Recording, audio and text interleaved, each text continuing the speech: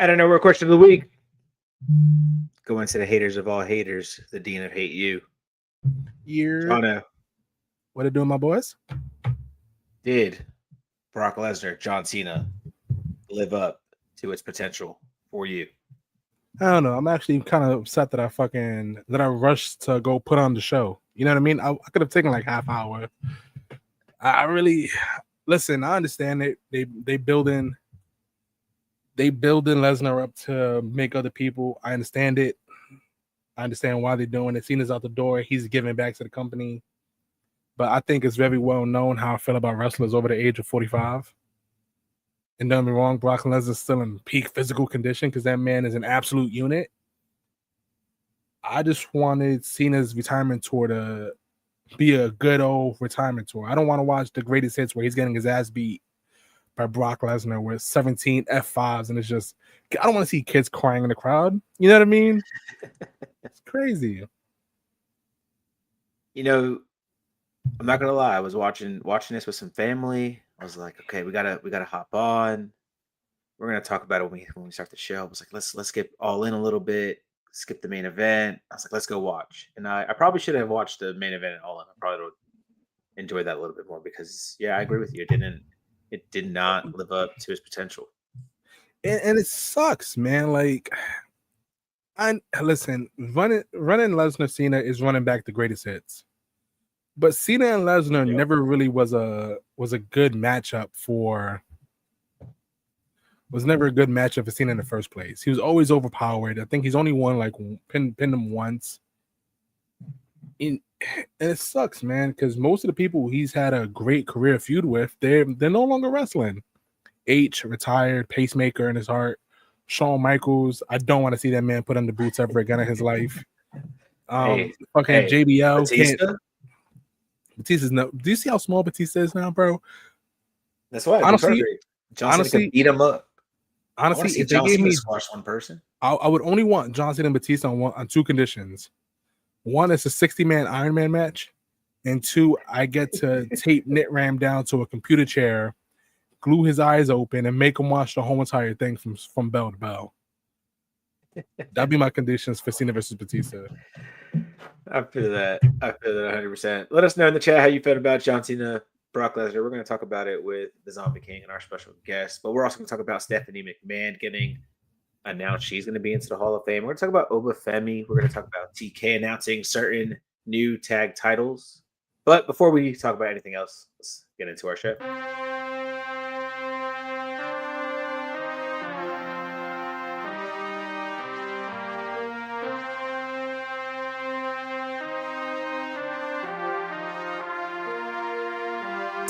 Four sides of the ring, four sides of the ring. Everybody out here got an opinion, your ego shall die in the ring. If the debate's getting heated, we heating, you know it's been fire in the ring. We them guys in the ring, leave with your pride in the sling. Four sides of the ring, four sides of the ring. Everybody out here got an opinion, your ego shall die in the ring. If the debate's getting heated, we heating, you know it's been fire in the ring. We them guys in the ring, leave with your pride in the sling. Four sides of the ring.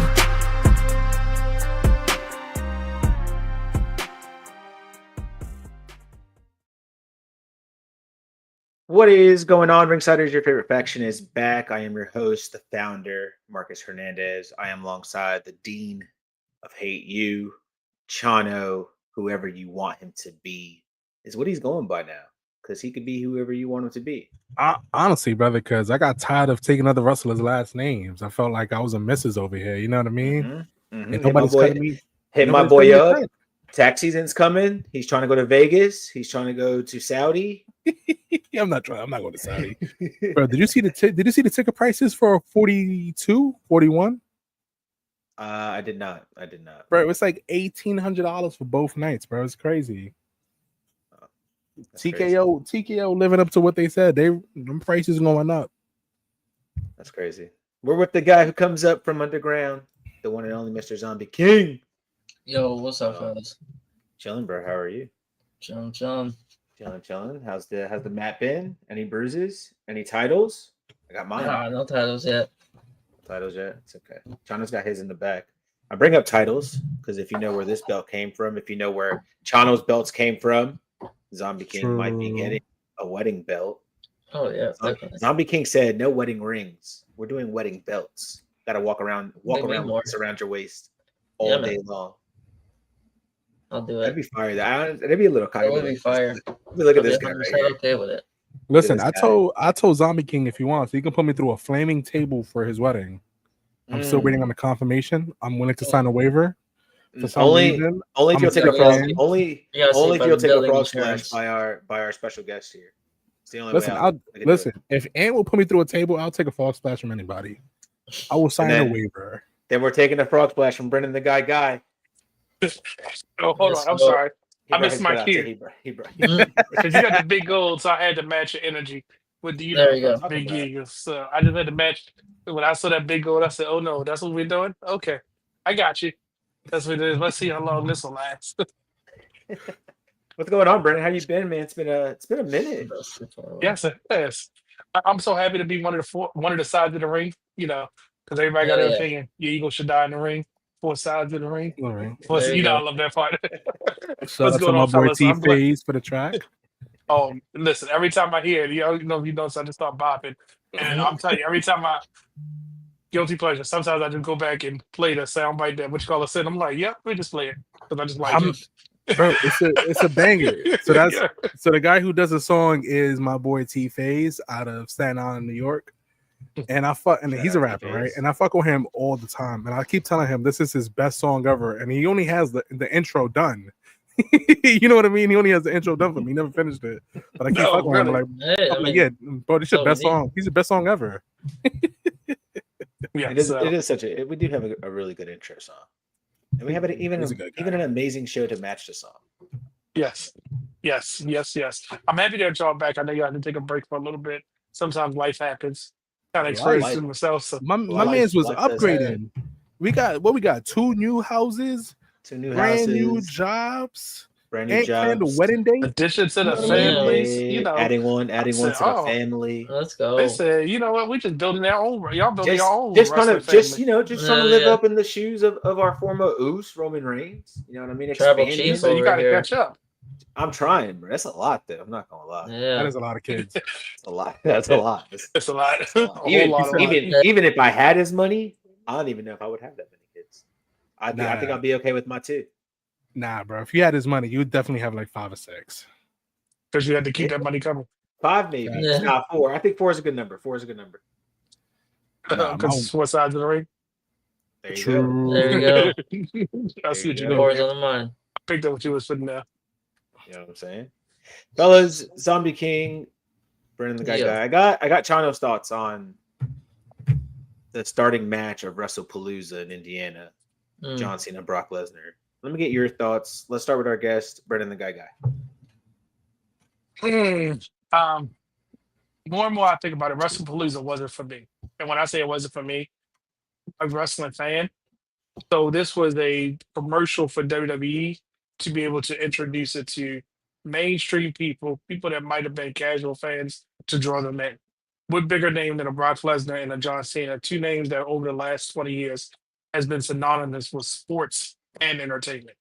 We know Brock Lesnar's crossover appeal. We know his drawing power. And we know what Cena has done, so why not? So I'm okay with it because it wasn't for me, and I understand that, but I could have did without the match. And we got 3 great matches from Cena in the last few months. So I was looking forward to this gonna be one, because him and Cody definitely surprised me. And I was like, oh wow, where's this Cena been? And we'll say this is one of those matches I'll probably forget that it happened. It is retirement tour, which is sad. Then it is. It is sad to think about. It is. Zombie King, how you feeling about Brock Lesnar, Cena? Were you hyped for it? Did you tune in as soon as it started? Were you disappointed? It went exactly how I thought it was going to be. Nothing spectacular. I mean, I think when it comes to Brock Lesnar, John Cena knows, because the way he beat Undertaker, he needs to uphold that beast status that Brock Lesnar has. You know, if he can, manhandle the Undertaker, John Cena should be even even easier to manhandle. So story wise, you know what I'm trying to say. But question though, because it's not like Lesnar hasn't lost since then. You know what I mean? Lesnar lost twice to Cody. He's lost to Roman numerous times. He's lost to Drew.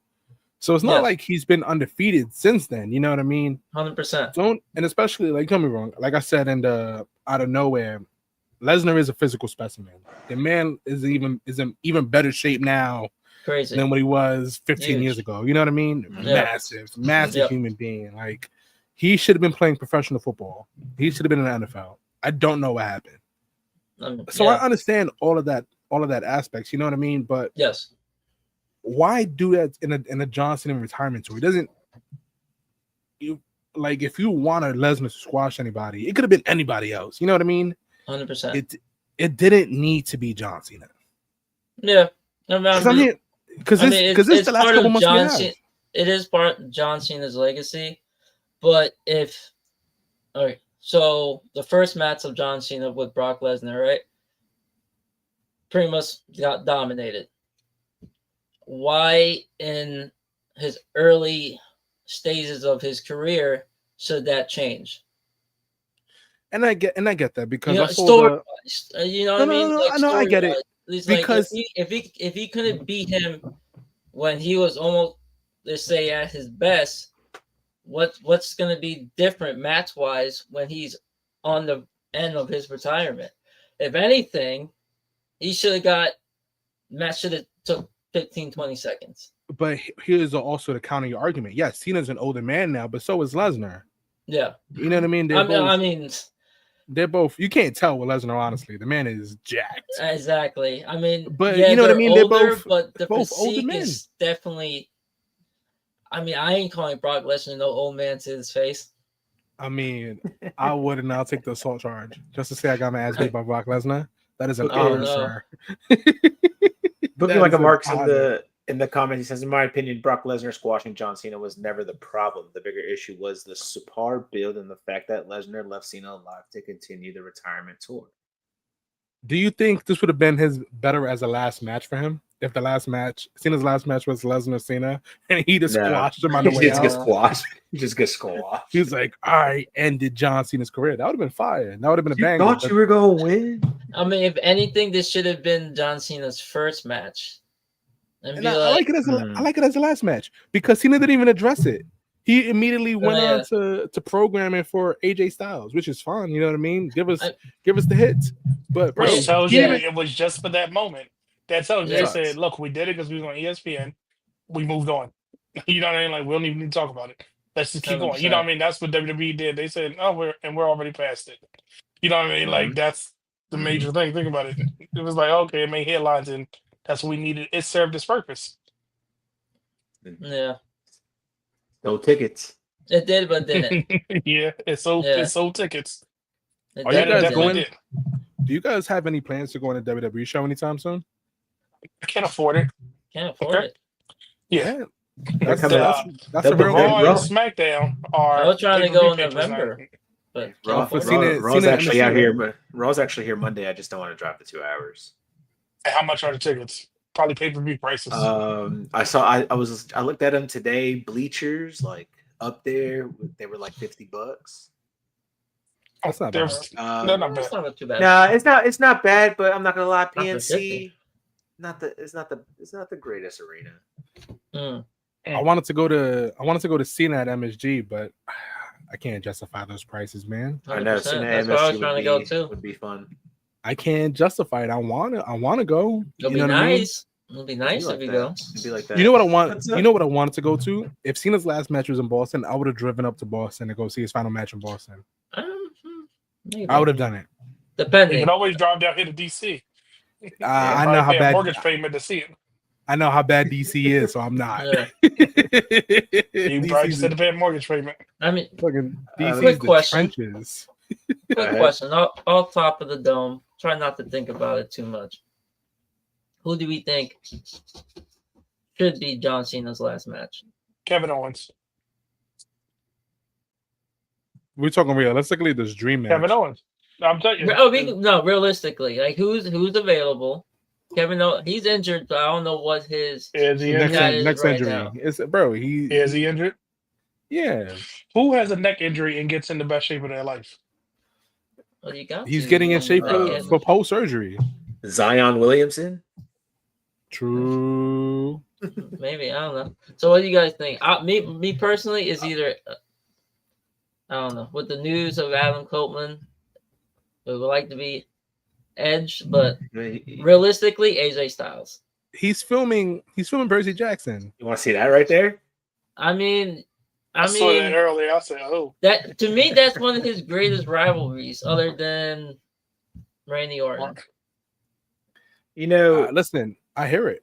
I definitely hear it. But he's gonna go film Percy Jackson. That's why he's off TV for a little bit on AEW. I mean, but he can do one match, and that's it. He may still be on the Tony gonna let contract. that happen." Yeah, Tony Khan is not letting that happen.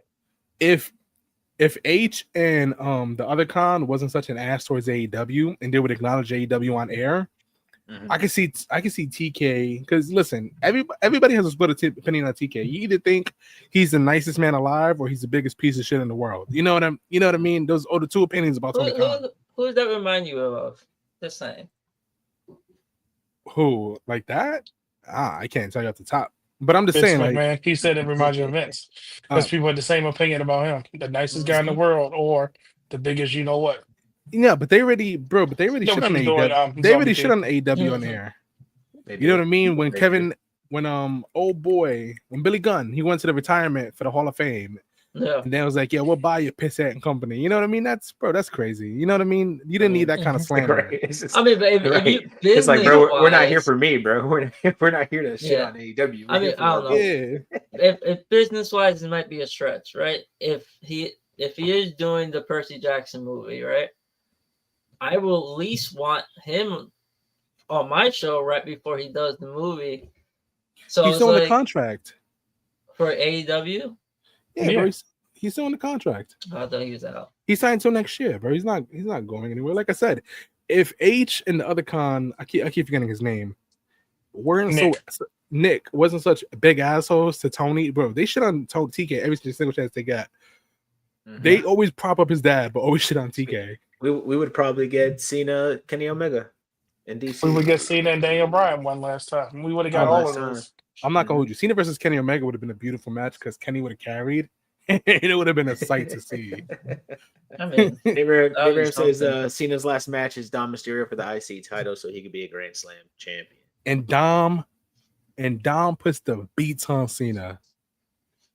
I mean, I don't hate that because that was a theory that was out there that AJ Styles was going to win the belt from Dom, so that way AJ and can have the last match. But I'm telling you, I think it's going to be Kevin Owens. Nah, bro. He's out with a surgery, bro. I can't 100% say no to that though. He's the closer there. He's giving a lot of people their closures. If Dom and Cena go 1-on-1 for the IC title, Dom has to go at all given times. Has to.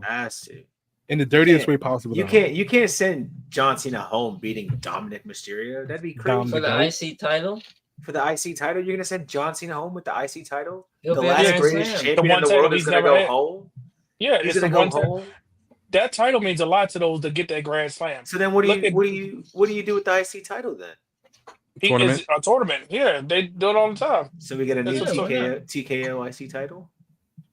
No, just a new Intercontinental champion. Yeah, and then Dominic gets right back. Make him even more dominant as an NC champion. Or you can bring back Gunther. Well, yeah. Gunther for the Intercontinental Championship? Do you think Cena puts over a new guy like Cody or a Gunther? Or do you think it's he's already said it. He said he was already puts over Cody. So Fightful reported that Cena was supposed to win the match, but then he decided last minute, no, I want to put guys over on the way out, and that's why they changed the finish. Mm-hmm. And Brock Lesnar was on that list. He doesn't need to put Brock Lesnar over. Oh, Brock Lesnar's still going to be there. He needs to protect the business. Make sure he looks dominant as a person. He's a threat. He's a credible threat that when break the glass, here's Brock Lesnar. This way, when somebody beats Brock, Dom Mysterio, you know what I mean? I want Dom versus Brock Lesnar And I want Dom to win the same way Eddie did, bro. I swear mean, to God. That'd be If you great. think now that That'd we're be talking crazy. about it, I think this was more for Brock than what it was for Cena. So we already know who Cena's next opponent is, right? AJ Styles at Perth. They announced that. With that being Perth. said, do you guys feel like does Cena need new storylines or like is his past with these guys that he's wrestling now is that enough? Is that all the story we need for him to have this retirement tour? It's all the story you need. Bro, he has 3 matches left. You know what I mean? The last build they're probably going to do is going to be the build to his final match. Mm-hmm. That's going to be the build. Other than that, there's not really much you need to build on. You don't need much of a story. The story is I got 3 matches left. If you want some, come get some. Looking like And Mark that's says. Looking like Mark says, if Cena's putting over future stars, why do you beat Logan Paul? Because Logan Paul's not a future star. Dun. Boom. Nah, I'm fucking with you. Nah, I Cena mean- needed some wins. You Yeah, can't send him on his way out with with zilch. Yeah, Not zero one. wins. Not one clean win as a babyface. You understand? He only has 1 clean win as a babyface in like the last 6-7 years. It's a crazy ass stat. He had to beat That somebody, is, yeah. and I'm sure Logan Paul was happy to do it. Why not? Right. Yeah, I mean, when you look back on the list of John Cena's retirement matches, He's he's on there. that list. He was there. You know what I mean? Yeah. And he needed that win too. Match whatever, what I don't know, number what is it, 7? What was his match? What was his matches this year? He did the Royal Rumble. He did Elimination Chamber. He did WrestleMania. He didn't do AJ Styles. He did CM Punk, Randy Orton, Logan Paul, the tag team match against tag team Jay with Jay and Cody. He did Cody again at SummerSlam. He did Logan Paul, Mm-hmm. Brock Lesnar. That's a good list of people. A couple repeats in there, you know what I mean? And Jey Uso kinda got blessed. 3 more left. Sami Yeah. Zayn. Oh, Sami Zayn. Yeah. But So- I want to say that's one of the best matches. I mean, Sammy. Everybody shits on Sammy, but Sammy's a Nah, good Sammy. belt wrestler. You know what I mean? Oh yeah. That's why I can't be on wrestling Twitter no more. It's a very toxic place to be at. No, Sami stuff. I mean, It's like you you can't gotta have give. opinion. You No, cannot you have gotta opinion. give Sami Zayn credit, no matter what. I mean, the history was there when he came out when he did the open channel with Cena. Dislocated his shoulder on his entrance, I know. Oh, that's and crazy. then On the finished the entrance? match. It's a little But embarrassing. I dislocated my shoulder But On the entrance? hey, on the entrance, you got to That's give it. crazy. You got to give it to Sami Zayn. He did that match. but dislocated shoulder. Did the match with a dislocated shoulder. But see, that's Listen. my point. That's why Kevin Owens is going to be the one. With a That broken puts it up. neck? You really think it's? I don't believe anything. He missed his Triple H. Mania. He missed his Mania match. Okay, and My dude did get in some crazy shape. He got in some. so here's what I'm crazy saying. This is shape. why. This is why I think it. All right. How many times besides Seth Rollins, right? When somebody goes injured, do we not see them go to surgery? We don't see them recovery. We don't see some kind of check-in, some kind of social media, something. The only thing we saw was him at that place, and he said, "I'm still fat." Like he said something like that in the comments, but it was like, Mhm. Now here's my thing. There's no scar. The way WWE is doing things, I don't think WrestleMania matches mean as much as we keep making them mean to us as wrestling fans, right? I was gonna say, Because- but Randy Orton was his opponent, right? And Randy Yeah, Orton's because think about opponent. this. That's a Think big about this match. Kevin Owens' career, right? Mhm. How many marquee matches and how many times has Kevin Owens main evented a pay-per-view in the last 5 years? Probably more times than he's appeared at WrestleMania. He was one of You Roman mean to tell- Reigns' Mhm. greatest rivals. That's a fact. And think about this. Somebody like Nia Jax. She Mm. will miss a Mania, but guess what? 3-4 pay-per-view straight. She's on the poster. She's doing everything. She's the main focus for that women's division on SmackDown, right? Then she goes away. Everybody knows their focus. Everybody knows their role. We don't know what kind of checks they're getting now. What if those matches that he had with Cody, the Mhm. match with Stone Cold, all those were equivalent to WrestleMania paychecks? Because you know would you rather be the second match on Mania or the main event for 4 PLEs for the rest of the year? True. Would you rather be on those 4 matches or those PLEs for the rest of the year, right? You know you're gonna be on TV every week. You know you're gonna be selling merchandise. You know you're gonna be doing the TV. So you're gonna get the Mania treatment over a course of time than just fighting for that one spot one time. And you might get your match is cut from 12 minutes to 6 minutes. Or, we're just gonna take you off the show completely. And the way Triple H is booking it, everybody's rotating and everybody's getting a piece of the pie. He's inserting people at different times. Kevin Owens is something up with that because he killed himself twice for them. Think about it. That match with him and Cody last, he took all of those bumps and he took them bumps like he was an ROH. And a better slam onto the chair. Onto the ladder. That was Kevin Steen. That was not Kevin Owens. That was Kevin Steen. I'm telling you. When he said, "Oh yeah, I didn't have," he said something about he didn't have to have the surgery. He had to rehab or something. That man gonna come back, pop up Cena, and say, "I'll see you in DC." Watch, I'm telling you, he's gonna be his last match. I'm trying to find Kevin Owens' Instagram page right now. Do you think doing the research? Do you think in a world it was maybe like, and I'm stretching the truth here, so you could take what I want. But do you think in a world maybe there was a meeting and somebody told Kevin like, hey, like the owners are watching and they don't like the fact that you go out there, you wrestle in a shirt. Everybody's out there, everybody's in shape, everybody's doing their thing. You got to get in shape. So this last match with Cody, go out there, have it your all. But we're gonna write you off. You're gonna go to your rehab, work out. When you come back, you're gonna be in massive shape, and we're gonna give you the push of a lifetime. I think what happened was the conversation was, hey, after this match with Cody, we got to put you in a bubble because you are Cena's last opponent. Don't you do nothing crazy. Don't you do nothing. Just work out and get strong and make sure that you are good to be his last match because that's where the money is. That is where the money is going to be.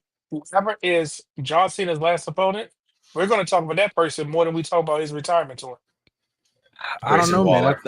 I think that naked. I hope not. God. I mean, the more you talk, the more you're convincing me. It's Grayson Waller, right?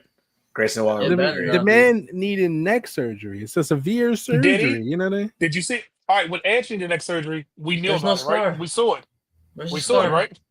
There's no neck. How many people need a neck surgery? Lita broke her neck on the Daniel Bryan. I didn't even see him in rehab. Danielson still needs neck surgery. No nothing. But think about this. Remember when Lita broke it on the set? It was all over the place. And that's when we didn't get behind the scenes tours and stuff.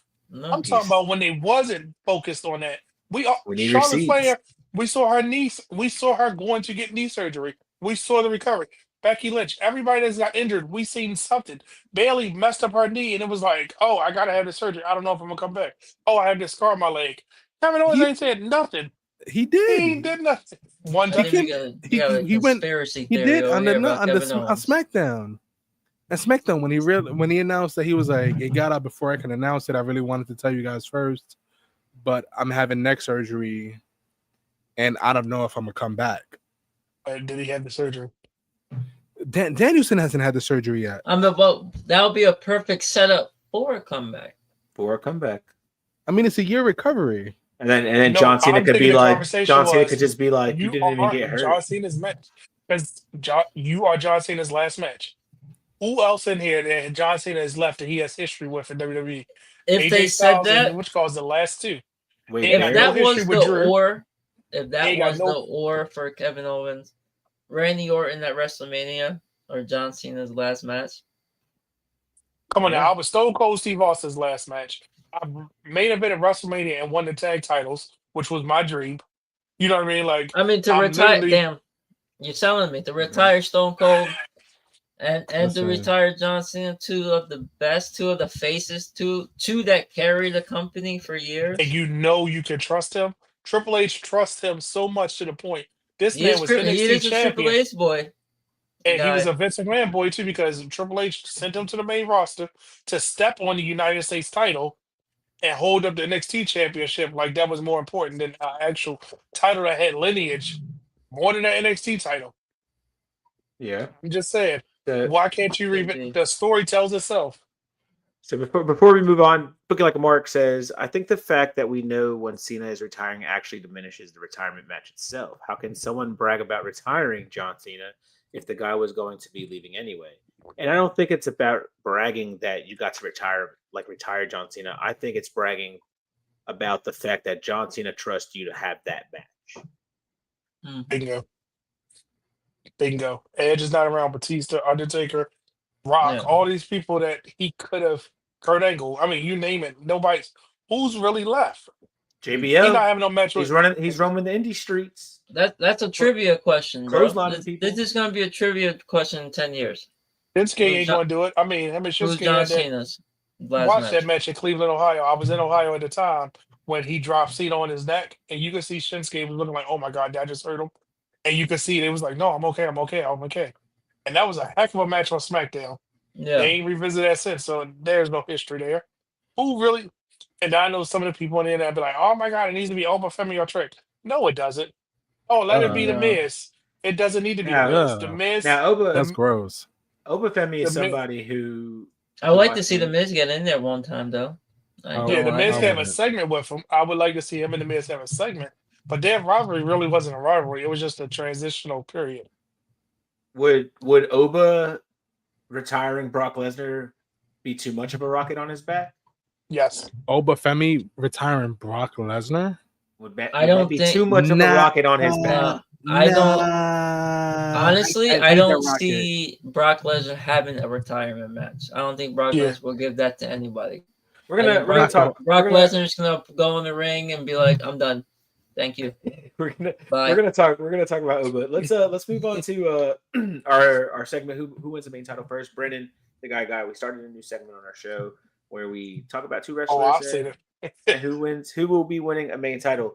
I got two NXT stars, so we're still talking about WWE World Heavyweight or WWE title. So they got to get called up, and who gets a title first? We're gonna go Ricky Saints or Ethan Page. Let's hear the thoughts of Zombie King. That's a hard one because they're very similar on character, promo, style. What separates them really is the wrestling.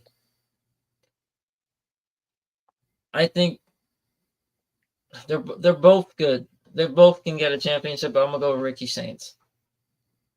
Okay. I think he I think on the mic wise, he's just 2 steps ahead of people. Okay. Brennan, the guy. I'm going to have to say Ethan because Ricky Saints is almost not diminishing him because I like him. But we already have a Ricky Saints on the main roster. We don't have enough heels that could make a Ricky Saints look good. You get what I'm saying? So Ethan Page can fit in any equation, and he's going to get heat on him. He's going to put on a good match. And look what he's doing with him and Chelsea. Look what he did with that beautiful North American title, where he basically put the Canadian flag on it. He has that factor that he can fit anywhere with any program at any time with any person. Ricky Saints, as much as I like him, he needs a dastardly heel that he can insult and call him like when he told Jericho he's built like a air fryer. That's line ever. That can't happen right now. But Ethan, I'm gonna give it to Ethan on that one. Only thing I say, I don't say Ethan because Ricky Saints for me can do face and baby. I mean heel and baby. I haven't yet seen Ethan a convinced baby face. No, that's why I said him as the heel. That's what because if you notice, you can put like it's always like okay, the crowd is going to cheer for everybody, right? But like Drew McIntyre, he can swing either way, but we know he's a heel. Mhm. But imagine somebody like insert him, just pick somebody on the roster. You put him against Ricky Saints, you're automatically going to cheer for the other person. I mean, I'm sorry, you put him against Ethan Page, you're automatically going to cheer for the other person. Ricky Saints is going to default to that status and make you say, oh, well, who is this? Why do I like this guy? What? What is he? Oh, God. Mhm. And then when he wrestles, you're like, oh, man. Think about it. When he won the NXT title, we were all like, oh, Yeah. okay. That shock factor. He has that. Yeah. That, you know what I mean? Yeah. China, with that being said, one Ricky Saints, one Ethan Page. I'm going Ethan Page. The guy has a good point. Ethan, we have a lot of mid card heels in WWE right now, right? So, prime example, Grayson Waller. I think Ethan Page is already a better heel than Grayson Waller right now, right? We don't have a lot of believable heels. They're just not believable. You know why? Because they're a little corny, a little cheesy. It is what it is. But Ethan Page has already been shown that they can trust him. He's won the NXT championship like a month and a half onto NXT. He's currently the North American champion. You know what I mean? They moved Chelsea down from main roster to NXT to help him and be part of a group or a faction. You know what I mean? That was pretty cool. And Chelsea's still doing main roster things, but Chelsea's a big deal. I don't care what nobody says about Chelsea. Yeah, 100%. Nobody works harder than she does. You know what I mean? So when you have that kind of person in NXT, you already kind of see that the future is bright for Ethan Page. Mm-hmm. When he goes onto the main roster, he's gonna be a little shit as a heel mid card wise, but he will make it to the upper echelon main event picture. Excuse me, before Ethan Page, before Ricky Saints. Ricky Saints he can do both, but he's not really great as either. You know what I mean? And WWE kind of has like stricter guidelines, so he can't just be violating people on TV how he was in AEW. Yeah, he can't dig deep in them. You know what I mean? Like even with the Copeland segment, he was like, "Oh wow, I can see you really lost your edge." You know what I mean? Did that last comment take you over the edge? You know what I mean? You can't really get that off on WWE TV. Oh my God, I just thought about something. He's literally Adam Cole was on the mic. You know how Adam Cole killed the career of Karrion Kross. That's how Ricky says he will hit your career, and you're like, oh, you can't come back from that. They ain't ready for that type of stuff. And you really can't have that on TV. You can't really have that on TV. I mean, listen, I hope both those gentlemen have a long, successful career wherever the hell they choose to be. But first one to win a world title has to be Ethan Page between the two. You know, it's weird because, like, depending on where they go, right? Obviously, they both have history with Cody Rhodes, so that's easy storytelling. Easier for Ethan Page because he's the heel. Like Zombie King said, that's just good points. Like the Zombie King with Ricky Saints, you get a duo, you get face and you get heel, so you could throw him either or depending on who's champion. He could back up. They're both great on the mic. I'm not gonna lie. I feel like Ricky and Ethan are probably both the same when it comes to promo skills. Like Ricky's good with being a smartass. I'll give him that 100%. But Ethan, psychologically and mentally on his promos, can really like just get you. You know what I mean? Like his words will go over your head, and you don't even know that he's like, you know, in a way dissing you. Main title first. Yeah, I'll probably go Ethan Page. It'd probably be easier to write for him than it would be to be Ricky Saints. They'll both kill the mid card division though when they both get called up. In a good way. In a good way. In a good way. Oh yeah, definitely. In a great way. In a great way. I mean, somebody needs to hold the Intercontinental Championship, but Dom goes up to the world title. That's true. He's already a world champion.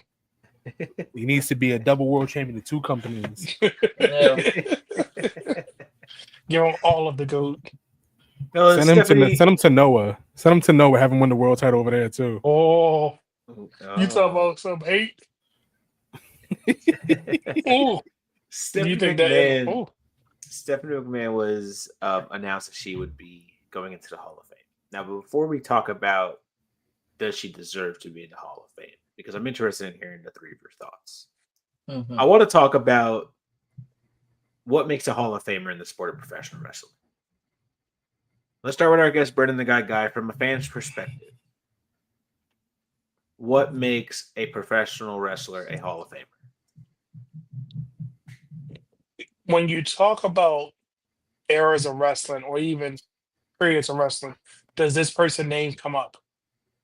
That's one. And I'm not saying for a championship. I'm not saying for a title.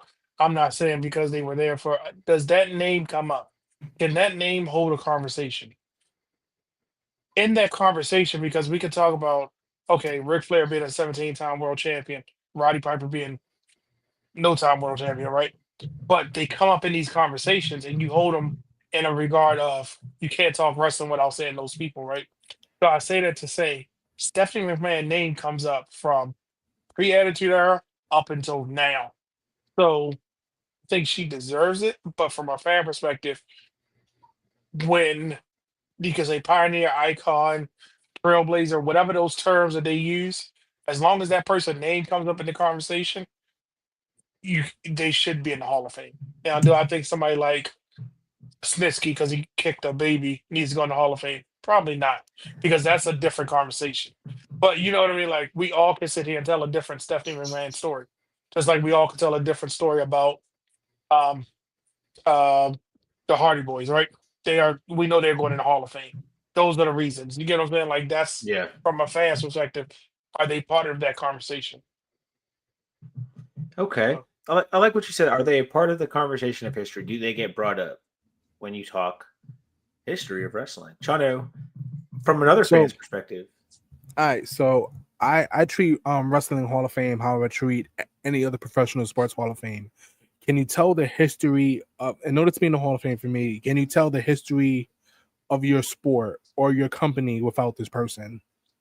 So no, you can't talk about, like, for example, you can't talk about the history of the NBA without talking about Jordan, Magic, Bird, Braun, Steph, Kareem, Ewing, etc., etc. Baseball, Ken Griffey Jr., Ichiro, Mo, Jeter, Bernie. The same thing all across the sport. Can you tell the history of WWE without Stephanie McMahon? And I don't think you can. And I definitely don't think so. And to further my argument, I'm gonna wait to the second parter. Does she deserve to be in the Hall of Fame? Because it extends my I gotta wait to the second part because I don't want to get jumped too ahead. Okay. Because I have a list of women that are already in that Hall of Fame, and we're gonna be like, are they You know really what? over? You know what? I'm just really happy you didn't start doing all the New York Knicks because we would have been here forever. So, Shit, So Melo about that's to get his number retired. that's a plus for you, Zombie King. Not even as a fan, but as from a professional wrestler perspective, right? As a Yes. professional wrestler, what do you think it takes to be a Hall of Famer? What do you think you have to do in your career to tell fans, you know what, I am a Hall of Famer. I do deserve this. I mean, it's all about your career. I mean, there's people that's in the Hall of Fame that was never a world champion, but had, like I was saying before, Dean Malenko, right?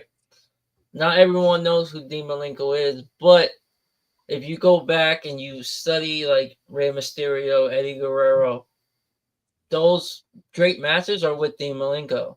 He's one of the guys that never won the world champion, but was ranked number one in rankings. So it's like, it's what you did, the quality matches, how much you did for other people, how much you did for yourself and everything. So it's not always about championships and stuff like that. It's ring ability. You know what I mean? No, I So do. saying that, it's like, yeah. And I agree with you. And I think to top everything, what all you guys were saying, you how you act inside the ring, how you carry yourself. I feel like also what you do outside of professional wrestling carries a long way with your name and how people see who you are as a person. I think to be a Hall of Famer in professional wrestling too is also just like pay your dues, right? Be those when you start, do the ring. I'm not sure if that's something that like you still do to this day, but I think it was John Cena. I forgot who it was. It was just like, even if those guys are down there doing that, you should still go down there and say like, hey, how you doing? Help them out. Yeah, they know you don't have to be doing it, but do it anyway because you were once in their shoes, right? You want to follow good leaders, and those are good leaders. Those are the Hall of Famers you want to follow. And then you have people like, and I hate to say like Bret Hart, who hate on the side, and he's a Hall of Famer, and it's just like, why you hating for, bro? People do things different. You just have to accept it. Not everybody has to follow your shoes, Bret Hart, to be great. But people should watch your matches and take notes. You know what I mean? Because that's how people get great. You take the best things from everybody and you try to implement it for yourself to be even better. I mean, another guy, real quick, Mick Foley. Never. Like, yes, he was a world champion at like one point, but the things that he did in his career, Oh yeah, 100%. like the way You he can't- sacrificed his body for this business, it's like you gotta put him in there. But Mick Foley's one of my points that you can't really tell the history of WWE without Mick Foley. You know what I mean? Yeah. Yeah, you Especially can't Mick Foley. talk hardcore without saying Mick Foley's. Even not even that. When WCW was winning the wars and Eric Bischoff was being little POS talking about, oh yeah, you guys want to see Mick Foley win the world title, and it was like, what? Yeah. Mick Foley's winning the strap? You know what I mean? Everybody turned in. And everybody turned. Oh, we want to see this. That Yeah, backfired. everybody's seen They it. said it. We want to see Exactly. it. How did this play out? Exactly. What So happened? now He said, "You lying? You lying?" This is not so a that's joke. that's my thing. It's like if you can't tell the history of your sport or your company, or help push the industry forward, don't really deserve a spot there. Could we get to that second part? I got the list. I was about to say- got the list right in front of me. I was about to say. With that being said, you want to? Can I ask something real quick? I'm sorry. I don't Go want to hijack the show. But like when you asked that question, I automatically thought about when you told me earlier about it, what deserves to be in the Hall of Fame. I think it really depends on what Hall of Fame it is too. Because when the dean of AU said about he equated the sports, I can't put, certain people in different Hall of Fames for certain categories. Like I couldn't say Jeff Johns deserves to be in the Hall of Fame because the common person be like, who the heck is Jeff Johns? Yeah, he needs to be in the comic book Hall of Fame, whatever it may be, right? I can't say that, but everybody will say, oh, but John Romita Jr. needs to be because they know his drawing from Superman. But not a lot of people know Jeff Johns is anything that came good out of DC was him. You know what I mean? He's part of the conversation. Just like if I say to Zombie King, hey, would you ever want to wrestle Ruckus? He'll probably be like, absolutely. Yes, I want to. Yeah. I probably watch his tapes. I know who this guy is. You couldn't say CZW without saying him. You couldn't say certain things without saying this man's name. And that was during the time when CZW was the true death match where people were. So I think the Hall of Fame is real based upon what company or what entity it is. I mean, to be honest with you, if there was like a unified like Hall of Fame for wrestlers, right? Mhm. I'm talking about every single wrestling promotion, they got together and they nominated somebody for the Hall of Fame and had to get through. The WWE Hall of Fame would be significantly shorter. You know what I mean? 100%. It'll probably be 10% of what's on there in there. Exactly my thing. but now to get to the second part of it, whatever, I want to list off the name of the women who's currently in the Hall of Fame, and you let me know if they should have got in before Stephanie McMahon. The first obvious are the Fabulous Moolah. Before Stephanie, yes or no? Yeah. I mean, yes. Obviously. Sensational Sherry, yes or no? Yes. Mae Young, Yes. Wendy Yes. Richards, Sunny, Trish Stratus. Yes, right? Yes. Maybe Lita, not Sunny. Alondra- I'll Alondra- take out Sunny. Take out Sunny. Oh, Trish Stratus and Lita. Before Stephanie McMahon, Mhm. Alondra Blaze. Because Stephanie had a career after them. Yeah, She was no. still I'm just formulating her career. I'm just going in order. Alondra Okay. Blaze, Mhm. then Jacqueline. Yes. Yeah. Then it starts getting interesting. Should Beth Phoenix made the Hall of Fame before Stephanie McMahon? Yes. Yes. Yeah, so it was more 100%. active. Yes. 100%, bro. Because remember, And she not broke even- barriers yeah. as a woman. And it was Yeah. because of, yes. And I'm going to say Yes. because Stephanie was still having a career. Beth Phoenix was an active member of the roster. Stephanie, because remember, that's what that was based upon. But keep going. Listen, No, I don't real think quick, before. I don't think before Beth. I think before Beth because Beth Phoenix was the next like buff dominant chick after China. Like who was that role after Mhm. China? Me personally, I think it was Beth Phoenix. Beth She Phoenix- did a Beth lot in a Phoenix, short yeah. time. Beth Phoenix, So- yeah. She had a Friend of the whole guy career. said, yeah. Beth So was you have freaking barrier. So now you have Ivory. Yes. Yeah. Because remember, Ivory was the character. You can't talk about the NCAA era without talking about Ivory, right? Let's go All over right, what so it is. then you have China. China will give you Tori Wilson. See, now China should have been before maybe Alondra Blaze. China should, Yeah. I don't know He about China should've should, been- China I should don't have, know China about should have been before Beth Phoenix. I'm gonna be honest Yes. with you. Agreed. Yes, No, yes, 100%, agreed. I agree yes. with that. I could agree with that. She should have been. I don't know She about should have Tori been Wilson. after Trish and Lita. You know what I mean? It should have been. Yeah. No, she should have been before Trish or Lita. Yeah, China that's what I'm should have saying. been Or in the before- same yeah. party. Or in the same party. And then you Or 1 have, year back to back. then you Yeah. have Tori Wilson. No. No, You know what I mean? Then you have the Bellatons in Hey, 2020. hey, you can't No. talk. no, You Hell can't no. talk. no. You can't talk No. SmackDown without talking about Tori Wilson's puppy. Okay. Listen, Yeah. I understand I'm that, just- but I'm we're just talking fucking with about. you. I'm just fucking with you. No, I agree. Then you have Tori Yeah, Wilson. Bella- Then you have the Bella Twins. No. Should the hell Bella no. Twins make the No. Hall of Fame before No. Stephanie McMahon? No, They they shouldn't shouldn't made the be Hall in of there. Now, No, don't no. get me wrong. I can't say what they did outside of the ring, as in they figured out entertainment before it became entertainment. You get what I'm saying? Like they brought But it's eyes also- to the entertainment side. So It's also not crazy that they are in the Hall of Fame before Stephanie, Yeah. right? Because like Stephanie was also in the back. Like you could, in a sense, say Stephanie kind of made the Bellas, right? Like Stephanie was really fighting for women's wrestling back then as hard as she could when she got off of camera. get them So in. you- Can't be in the ring. Let's get them on TV. Right, crazy exactly. because- You know, so Stephanie was wrestling in '98. The Bella started wrestling on TV in like And that's- 08. and that's fine, but still, And that's still fine. in a sense, There's no argument to me that you can put the Bella Twins in the Hall of Fame. You Let just- alone you before just- Stephanie McMahon. You just and I don't wanna Angel's hear got a it. hate boner. I don't Angel's want got to a hate hear. boner. There's no That- argument. There is None. because Zero. All right, so Yeah, let's move on because that's just a slippery slope. Right Okay, now. with- I'm all not right, getting with all into that being it. said, None. Wait a minute, I got a Shout couple out. more. I got a couple Okay. more. Molly Holly, No, she should go and be for Stephanie. Yeah. Charmel, Queen Charmel. I don't. So, because remember, she had a lot of before Listen. Stephanie. Yes, I'm gonna say Before- yes. Before Stephanie. Stephanie, Before, because remember, she had been around for a while.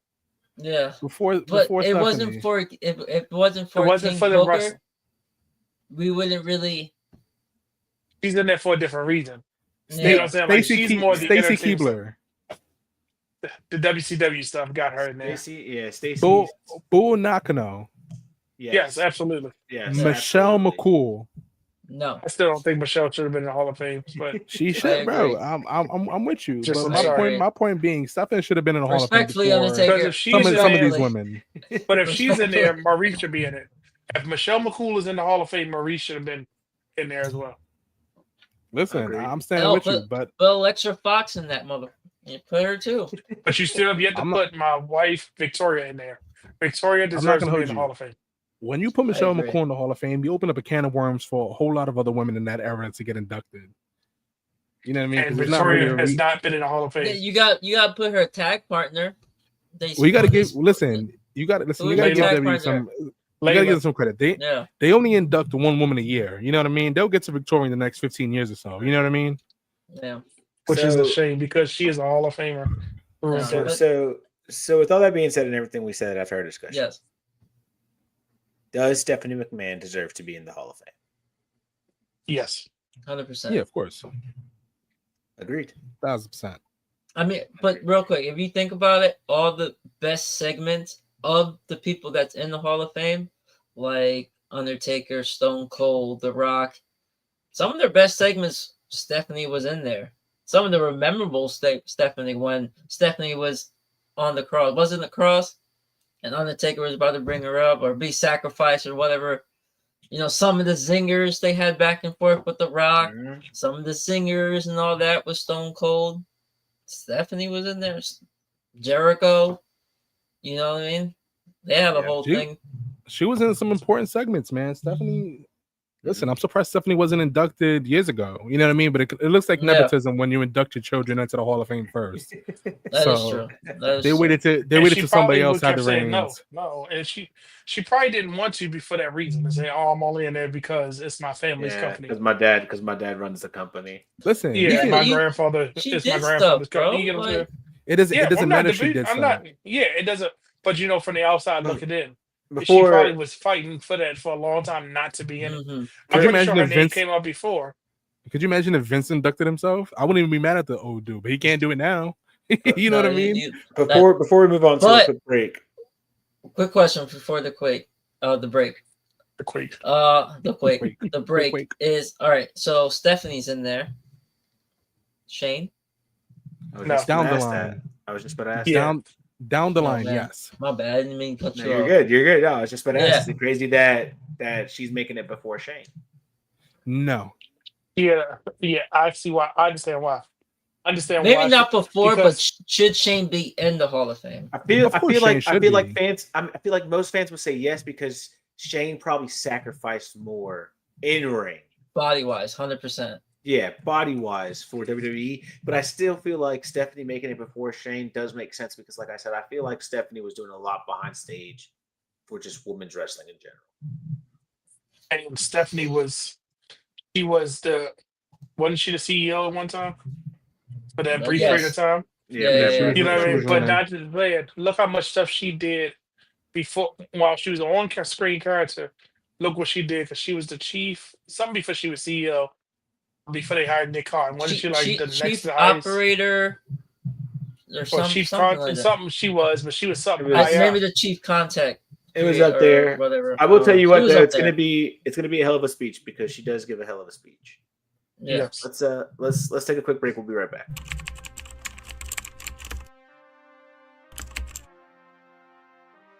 Dive into a world where every pinfall, every suplex, and every promo is celebrated in fashion. From the legendary 3-count trivia to the iconic bad guy wrestling, we've got the latest gear to elevate your wrestling wardrobe. Show off your passion for the squared circle. It's not just clothing, it's a lifestyle. Come shop with us and unleash your inner champion at foursidesofthering.com. That's foursidesofthering.com.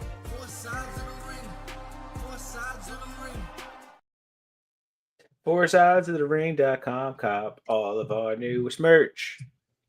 That's our that's my Such info a merch. bad jingle. Alright, now do merch. 4 sides of the ring. We are gonna chip in later this week to get Marcus in the studio to do that exact jingle for the There you go. podcast. Yeah. Can we make that like an audio clip? Hey, I'm laughing because you guys are talking about Michelle McCool, you're talking about Taker, and we do have a what's happening on X. Oh yeah. Mm. What Ain't is digging it, like- happening on X? Isn't this like a Nitram segment? This is the Nitram segment, but Nitram's not here. And Chano shared something earlier with us today. I want to talk about it. Somebody posted this earlier. They were doing the coattail confessionals on Taker's podcast. Shouts out to Nick for sharing this, right? A fan, they were reading fan comments. A fan said, Taker, please. This take your wife to work day has to stop. And you know what? You guys are talking about Michelle McCool doesn't need to be there, and you know why she's there? Because Taker brought her around the office and said, "Hey Vince, you know what would be a great idea?" Nah, you know how that happened? Michelle, Michelle's not a Hall of Famer. She was probably at the Hall of Fame dinner, and Vince was like, "Oh, Michelle, it's a great thing you made it to the Hall of Fame dinner." And Taker was probably like, she's not a Hall of Famer, Vince. We got to put her in. We got to put her in the hall. We got to put her in the hall so she can eat with us. And Vince was like, you know what you're happened? right. You're right, Mark. Anything for you, buddy, old pal of mine. You know what happened that week? H and Undertaker, they were one-upping each other. So Undertaker announced H into the Hall of Fame, and then they sent him to ESPN to announce that to one-up each other. It's dope as hell, but I still don't think she should have been in before Stephanie. I don't think she should be in before Stephanie. I don't think Mickie James should have lost her job in LFG for Michelle McCool. I don't think it's just ironic. There's just some ironic things happening. You know what I mean? He dropped his co-host on his podcast. Michelle McCool took the replacement. Damn. Listen, I'm not gonna hold you. Marcus, if you ever decide to kick us out one day because you want your wife on the show, just give me a $20 Cane's gift card. We wouldn't be talking about wrestling. I mean, I just don't like the fact that they're roasting Undertaker. Like, I feel like Undertaker kind of lost some of his aura a little bit, and having his wife there, it kind of like even makes it worse. It's like now we don't see him more. We don't see him as the Undertaker. Nick Ram says Michelle McCool is more than just is a legend, not just Taker's wife. Well, think the having her IWC begs to differ, Knit Ram. Yeah, I think just having her there makes him too much human for people, and he's just getting roasted right now. It'd be mad funny if somebody hacks the WWE Hall of Fame website and they change Michelle McCool to Undertaker's wife. They just changed the name. I mean, I don't know. Oh man, Not to get canceled and say something crazy because, like, I feel like she's a victim of being in the right place at the right time. I don't know if her and Undertaker were like head over heels in love with each other. It's just that the coincidence of her being the multi-time women's champion, Divas champion, she was always winning. All the other women would get 30, 60-second matches, but she would have a title match. She always defaulted to it. She was always pushed. Layla was clearly the better athlete in this team, but you had to keep protecting Michelle. And it was just like, it just seemed like it's always been he's always been in the spotlight. Like, oh, she's the surprise Rumble entrance. No, who asked for this? Oh, look, she's wrestling in her Uggs. No, go sit back down. Like, now that was cool. I like that. I like that spot a lot when she was with the kids and her music went on. We've seen it 2 years before. We didn't get think about it. She's not a surprise anymore. Guess what? If I show up your house every year on January 1st, you were like the first year, oh, surprise. By the third year, you were like, oh, here comes Brandon. What time is he coming? Why are you knocking on the door for, bro? Just open the door. He's 10 minutes late now at this point. Like, it's not a return. It's just you're welcome. But I think also too, Michelle, I think her career was at a point where wrestling was not cool. You know what I mean? She had to walk away because the talent was getting better, and she had to walk away because she would have been exposed. No, that's why I'm sorry. Yeah, but it was also a time. It was also a time of wrestling where a lot of people wasn't watching wrestling. A lot of hardcore fans kind of fell off wrestling. Kind of was a casual fan. So, because name a match. Give me one banger Michelle McCool match. I'll wait. Michelle McCool versus comments. People. Tori Wilson. Give me a banger for the Michelle Divas McCool match. What I'm gonna say is this: she left. Mickie James stayed. Look what Mickie James did. She left. Layla was still there. Look what she did. She left. Victoria was still there. So you mean to tell me she left and said, "Okay, let me stop wrestling," right? She's the Hall of Famer, but these three women are not. And these three women did more after she was gone. And did more.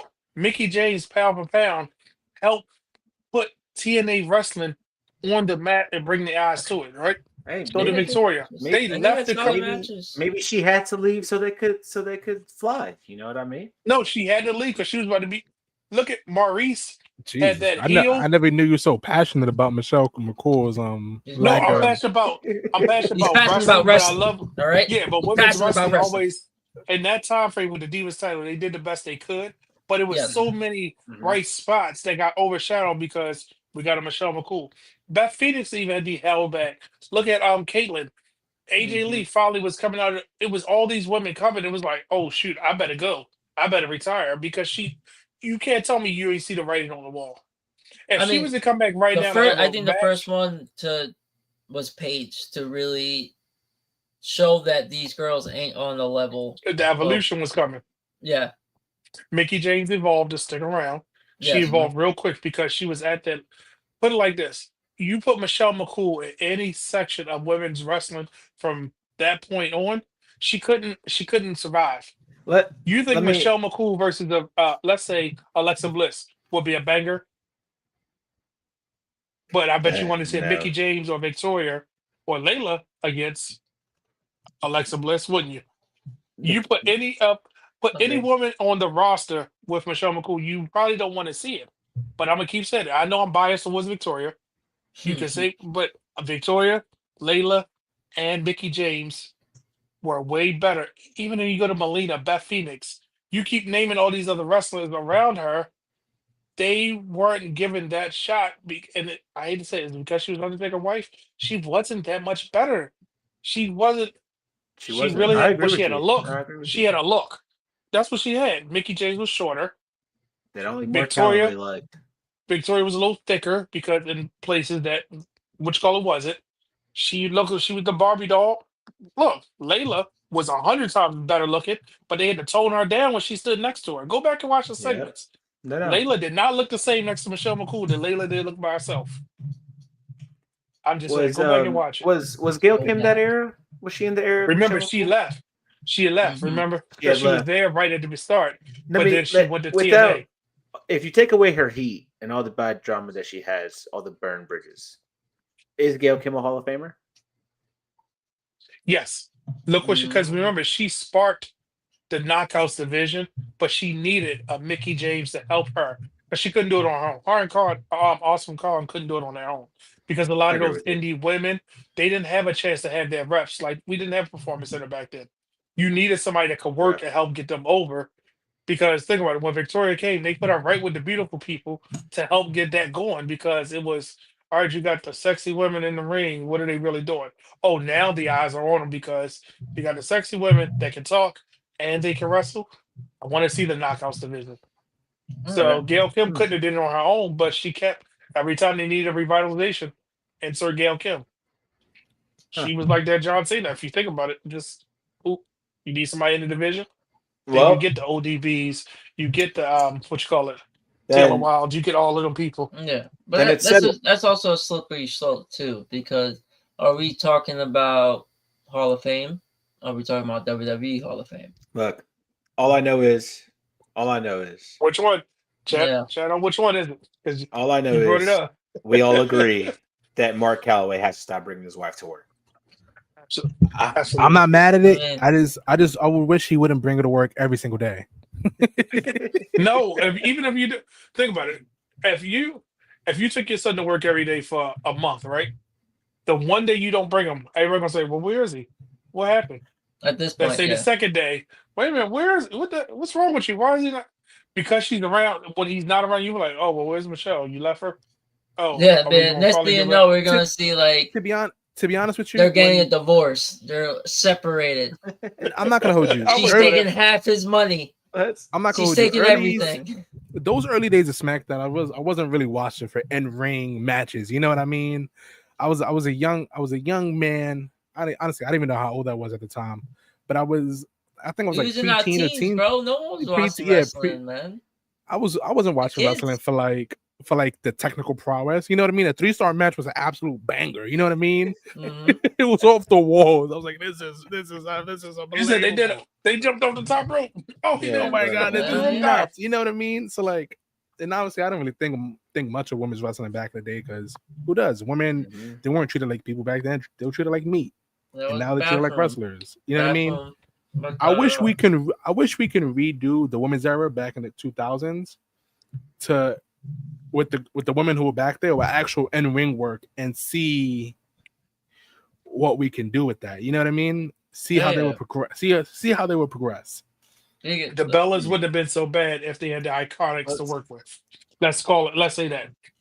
Mickey James would have been I think awesome Iconics if she are 10 had. times better Bailey. than the Bella. No, I'm saying Iconics. the Bellas would be great if they had the Iconics to work with. So if you merge them together, because That's they what would be for okay. their time. Yeah, That's think about it. That's what I said about AJ Lee when she come back. She's like, okay, yeah, She's much better now. She was good, but she was also wasn't really challenged in the ring. Like she did a lot of the heavy lifting. You know what was the Now crazy it's thing a about the different Bellas for me? story. You know what's the crazy thing for the Bellas? I was there for when the Bellas were doing the switcheroos under the ring and whatnot, and they first got started, like the singles. But then I stopped watching wrestling for 3-4 years, and then when I came back, everybody was revering Nikki and Brie as the revolution of change, and it was the weirdest. It was the weirdest thing to me. Mm-hmm.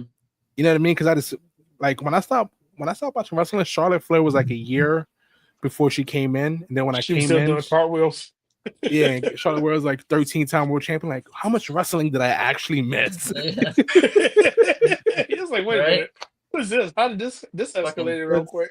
But I really think, and the only reason I'm passionate because I think women's wrestling has been labeled so bad, but it's so good when it's given a chance, and we're finally seeing it now. And I love when you get a good match, and it's like, oh, it was the women's match was good, like you know what I mean. And it's like if you mix some of these people, like think about a Beth Phoenix right now, She Yeah. would be awesome with the NXT women because she would make each one either look strong or they would make her look dominant. I think that's what Zario was supposed to be, but I think they can't figure it out because there's I so many still, good women. You can't figure out Hmm. which way to go with them. You're like, but we want to push this one, we want to push that one. I think you Because have a all better of them are Beth good. Phoenix in the wings. I think you have a better Beth Phoenix in the wings with Lash Legend. She's like what 6'3"? She's Well, giant. remember the thing is, I want to say who like Lash Legend, she's still working on her character, but look Hmm. what she did with Nia Jax. Look what she did with all these potential matches. If you would have gave if Bailey would have worked with Lash Legend like she did with Bianca, we would be talking about Lash Legend right now. Because I don't think we get a Bianca Belair without that Bailey help. Because remember, it wasn't working on Raw. Then when she went to SmackDown and worked with Bailey, main event her instantly. True. That's true. Let's talk about two different female wrestlers that both kind of came in around the same time. Both got two different amounts of pushes. It didn't go the way I thought it was going to go for one, and the other one kind of got what you were expecting in a sense. But I want to talk about Stephanie Vaquer, who is the new women's world heavyweight champion. Shouts out to Stephanie Vaquer. Also, congratulations winning at WrestlePalooza. Great match with Io Sky. Yeah. And then there's the women's United States champion, Giulia.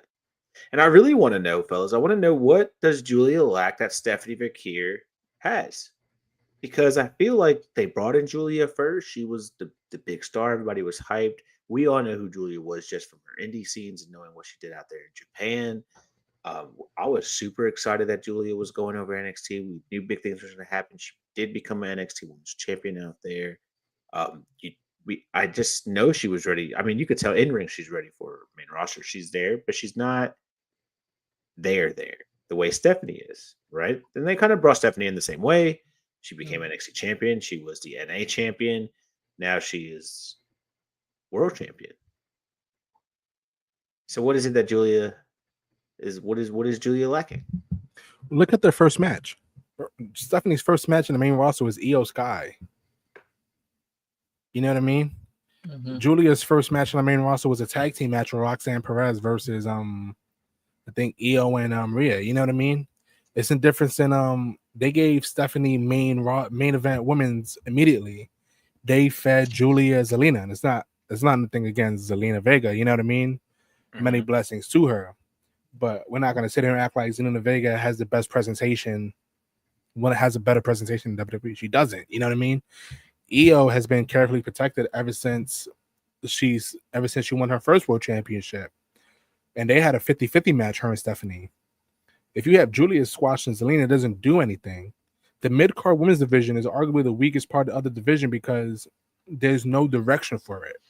And when I say there's no direction for it, they just repeat matches because they don't know what to do. They gave Giulia Kiana James as a mic. Cool.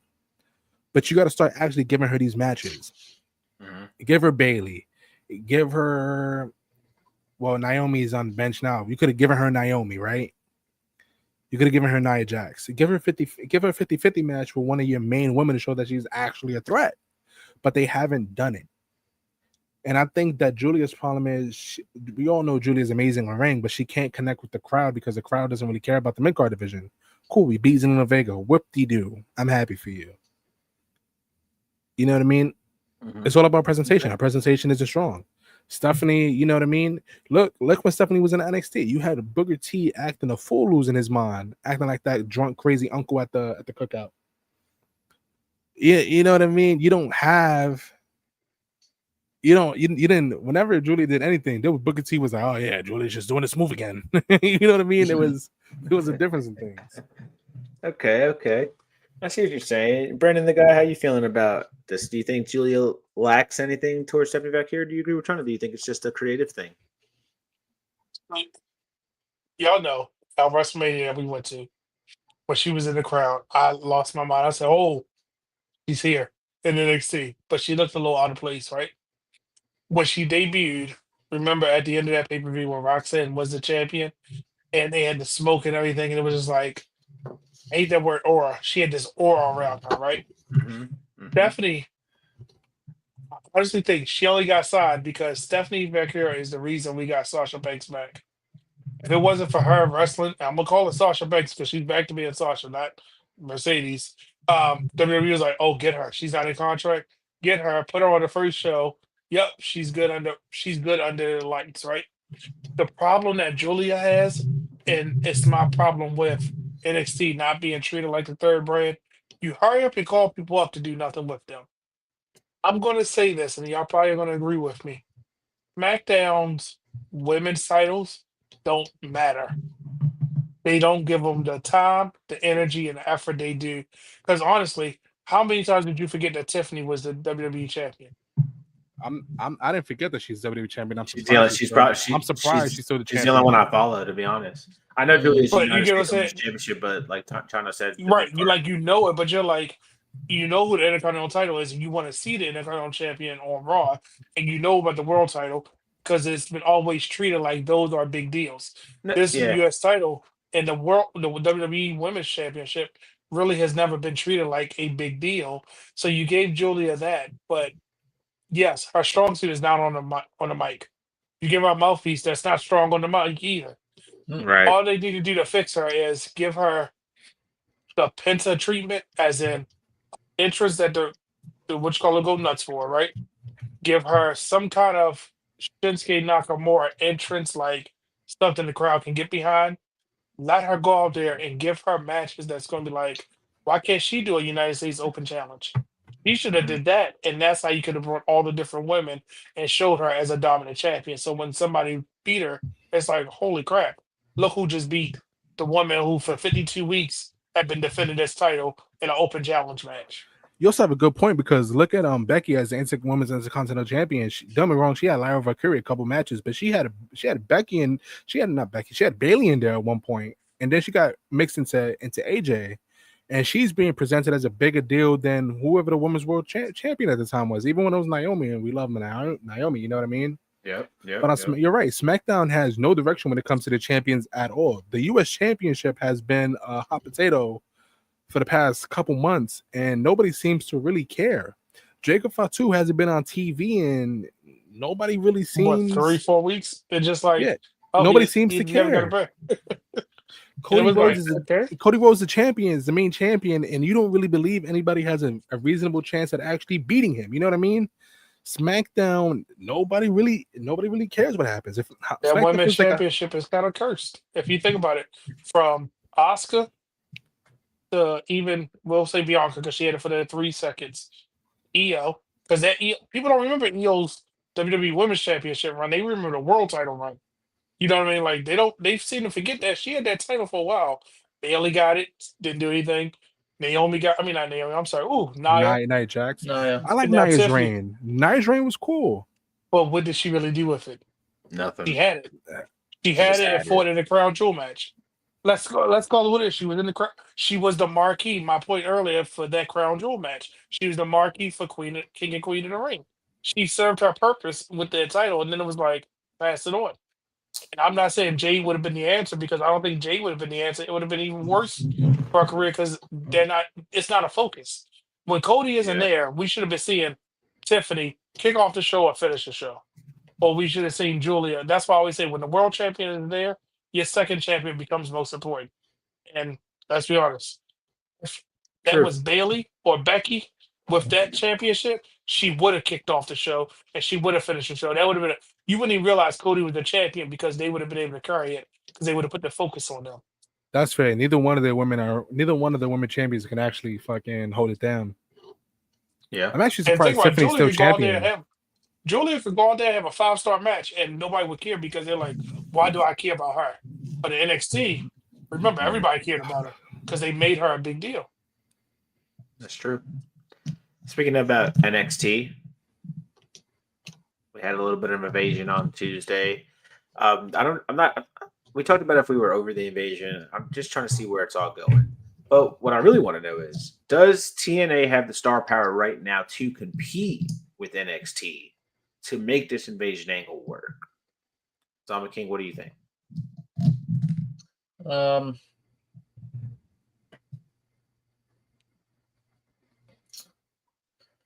Yes and no.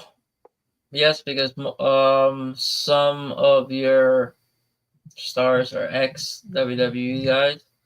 No, because some of your stars are ex WWE guys. The invasion to me was kind of dumb. Half the ring was filled with ex WWE guys. I'm kind of like now. I'm like seeing everything. I'm mad that Alex Shelley, Chris Sabin signed. I'm mad that AJ Styles signed because those are the guys that are TNA guys, and you do have TNA guys who strictly TNA that should have been there, that should have been in that ring, that had no ties with WWE, but you didn't. You choose to pick ex WWE guys representing TNA. So it's not like an invasion. It looks like mad ex co-workers trying to get revenge on the company that fired them. Listen, that's a fire ass angle. Could you imagine a whole bunch of angry ex employees coming to fuck your shit up? I like that. That's actually a pretty fire storyline. I'm not even gonna hold you. I can see Rikishi right now. Back in my day, you Oh. boy got your job back. Nah, And to that's add on what we're to doing Ant, here today. to add on to Ant's point, like Matt Cardona's not even a TNA guy, but he's part of the invasion angle. Yeah, Ain't I that don't some know how he shit? got in You know there. what I mean? He just I- got in TNA, but yet he's representing TNA. I mean, Yeah, he wrestles with him occasionally. I'm not gonna say he Realness. doesn't. He's never there. Realness. He's Again, just- occasion, but He's just that makes it dating them. even worse. That's Yeah. occasionally. No, I'm with Occasionally, you. you have a match from TNA. Did No, you, I'm did not y'all hear with what you. Realness said about him? He said, what you call it? He has commitment issues. He's just dating TNA right now. That's what he's and WWE is his No, side man. piece. I mean, you He waiting can't for them to blame come him. back. He He waiting for is. WWE to come back to him. Look, Matt Cardona is just making money and waiting for that phone call to come back. He So probably he's sees like, it I'm as an just gonna audition. Matt float. Cardona. He sees Love this as Matt an Cardona. audition to come back. Yeah. But did you see his pop? He passed the audition Oh, because yeah, they he went passed the nuts when they audition. showed I'm him. not gonna hold Yeah. you. He's got to make sure he can stay hot. Nah, I'm not gonna hold you. I want Cardona to come out to his radio song and they be like, "No, I'm not Zack Ryder. I'm Matt fucking Cardona." That's some Yeah. gangster shit. I mean, if you Oh, are gonna bring him back, Yo, Matt tell Cardona me back, everything you Thing know. need. Boom, boom. you have to bring him back against Cody. But I swear to God, I'll pop in my crib. John Cena? Like against Matt Cardona, Matt Cardona, John Cena, WrestleMania 42, Saudi. Saudi. I don't know if I want to see that. I don't know. Who knows? I don't know. Do you want to see that? Speaking, No. no, I don't want to see No, that. I just- okay. Like I was. I had to ask Not you, about what I do you want to see, though. You know, they be making their own card. It's whatever they want to see. Facts. Saudi already paid for it. Right. Undertaker, Shawn Michaels, Part 3. They That was- request we- Yokozuna we- again. We were talking about Obafemi earlier and about maybe him possibly retiring Brock Lesnar, and you guys were saying, "No, that's crazy. Brock Lesnar can't get retired. He's just going to retire and say I'm done." But what I want to know is, has Obafemi outgrown NXT? Is he done? Does he need to be there, or is he still in the perfect spot? I think Ricky Saints is his perfect opponent to see if he can sink or swim Dolo. Because remember, they were hiding him in triple threat matches for a really long time. That's He true. was. That's true. Thank And you. Ricky Thank you. and Ricky can go in ring. You know what I mean? So this is a perfect test to see if he can swim. Okay. And he's been doing good lately. I'm a obasexual. What's the name of his fan club? And don't look at me like that. You was the only one on the outside. I remember. It was me, Marcus Martin, and BP telling him he's gonna win the strap, and then was like, I'm not an obasexual, but now look at him. No, I Down with remember the the Nigerian argument. prince. I remember the argument. It's don't But can put I- the rock on him too soon because remember it's a sink or swim moment. Listen, I And do. he's swimming. That Who do you boy's think? swimming. Who do you think will have a better career in the main roster, Oberfamily or Trick Williams? Neither. Jesus Christ! If you had to pick one or the other, it's neither.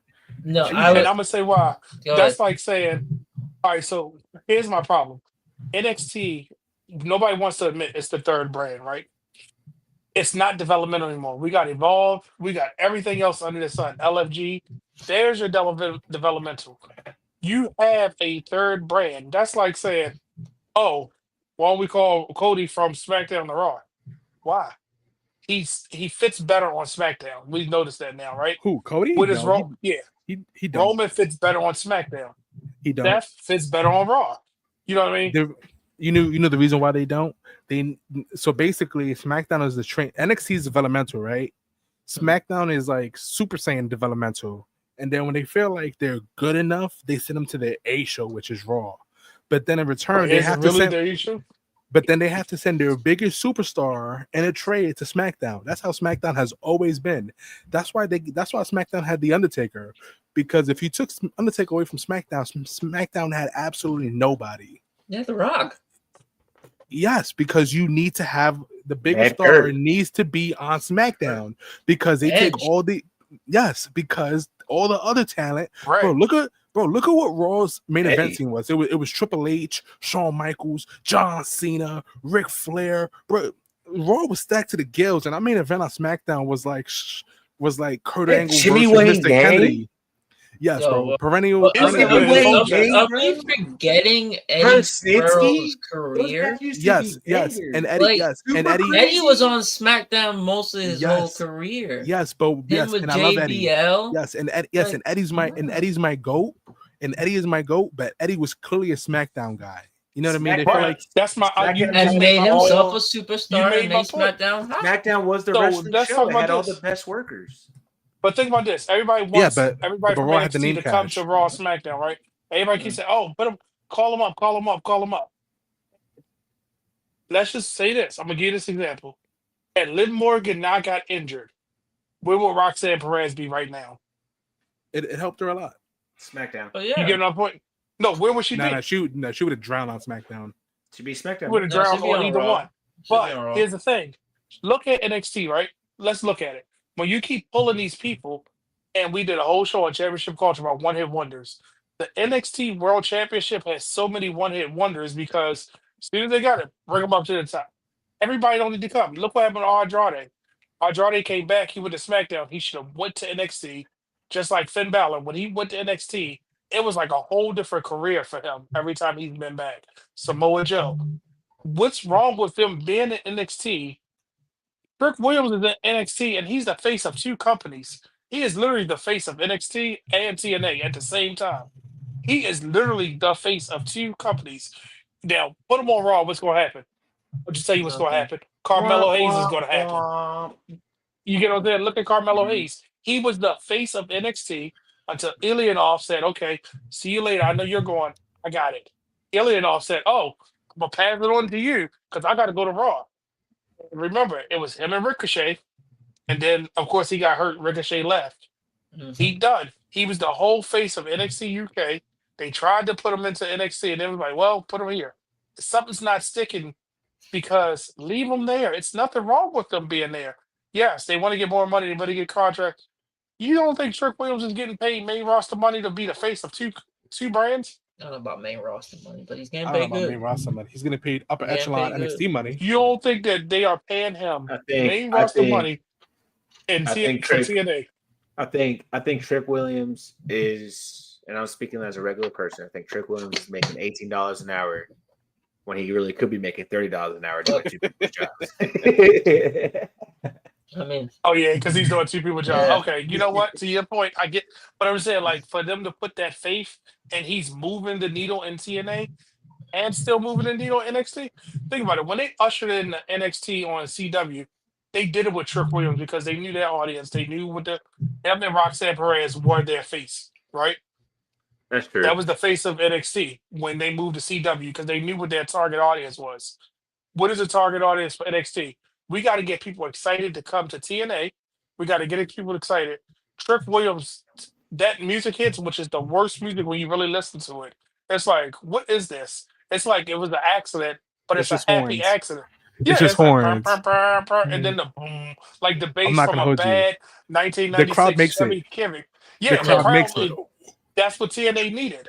What did TNA have? Moose. Nobody cared, right? He kept trying. It wasn't. Whoa! Listen, don't shit on my dog AJ Francis, the true superstar of TNA. No, that's the real face. The point is, right that's why I say think about this. Trick Williams is a 3-time NXT champion and a 2-time TNA champion He's a would one-time held more TNA weight. championship. No, I'm saying like in the future. Him as Oh, a okay. 3-time. No, he's a 2-time NXT champion. No, Wasn't it? TNA, because you said 2-time Yeah, TNA. I'm just saying, but in the future, Yeah. let's say he has the belts 2 times in TNA, he gets it back after he loses it. 3-time NXT. Would that hold more weight to it being a 5-time world champion? I'm just saying, on paper, and versus a 1-time United States champion. No. It's hard because you can make that No. you can make that conversation for Dom, right? Because Dom is a world champion of another company too, right? AAA, and he's also the mid-card champion of the main roster WWE. Does he have a better stat line than Trick Williams right now? You know what I mean? Yes. He has a better main roster run because he was North American champion. I'm not tag talking about team main roster. champion. I'm just talking about like accolades. There's pure accolades at the moment. So I'm saying, but you couldn't compare him because Dom was always been on the main roster. He But was I'm so saying- important. He went to NXT and got the North American title and brought it back to the main roster. You get what I'm saying? Trick wasn't in that same situation. If Trick started on the main roster, that's something different. You get what I'm saying? But because we saw the growth of Trick from a mouthpiece to a get hype man to a world champion, it's upside to that. Look at Oba True. Femi. If Oba drops that belt tomorrow, you want to see him on SmackDown destroying Ray Phoenix? You want to see him destroying The Miz? SmackDown's a graveyard, man. That's where You get careers what go to I'm saying? die. Like, what are they going to do? But what you like to see him versus Alexis King, Sean Spears, a rematch, what you call it, him and Wesley running it back. Why can't we revisit? You know, it's clearly money there. I don't want to see none of those matches. Honestly, those. If Melo was on, Respectfully. listen, if Melo was on Raw, he'd be in way better shape. Let's I move don't on. think so. I Let's don't think so. Look at Penta. let's Me move on. We personally, can, That's real a quick dog. before we move on, me personally, they lost their opportunity to bring up Oba. If Bronson Reed or Braun Breaker wasn't alive, Oba should have been probably in that. If they group. weren't alive, that's crazy. Not even don't Oh, have a that job. Was Yeah, not. he in I mean, it. killed him. Jesus What, Christ. I mean, wasn't Does- there, whatever. He's but the yeah, zombie king for real, for real. Yes. That was Man, bring his him over first here. thought process. bring him If over they to the never domination. existed, let's move on. Let's move on. Fellas, everybody's favorite promoter slash wrestling business owner had a big announcement on Wednesday night, and he is expanding his women's division with brand new gold. We are getting AEW Women Tag Team titles. Are you guys hyped for this? Now, before anybody says anything, because I know we got the Dean of Hate You in here, and I know Brandon the Guy is not the biggest AEW fan either. Let me just get this out the way. You have tag teams like Tay J, who's Tay Mello and Anna J. You have Chris Statlander, Harley Cameron, Tony Storm and Mina, Deanna P, Taria Valkyria, their tag team, Megan Bain, Penelope Ford, Athena and Bailey Starks. Really, in all, if Mercedes wants to have a tag team partner, you could give her anybody in the world, really. Rio and Shidar tag team, Jamie Hayter and Alex Windsor tag team. You could also do Tony Storm and Alex Windsor because they've been doing that for the last couple of weeks. And then last but not least, Julie Hart and Sky Blue. And then you have possibilities as Wednesday night. Willow was Beth Copeland's name kept getting brought up for some odd reason. So Beth Willow could be a thing. Maybe a Tegan Knox and Dakota Kai. You can always bring back Tony Storm and Thunder Rosa. So I think the AEW Women's Tag Team division is a good thing. I think the title is a good thing, and I think this helps out AEW. What I don't think is a good idea is implementing this right now, because you don't have the time, Tony Khan, to show us a women's tag team division unless this is going to be a Collision title strictly thing only. But right now, Dynamite is stacked. Let's go to the guy who loves all types of golds, Brendan the Guy. How do you feel about these titles? And do you think this is good for AEW?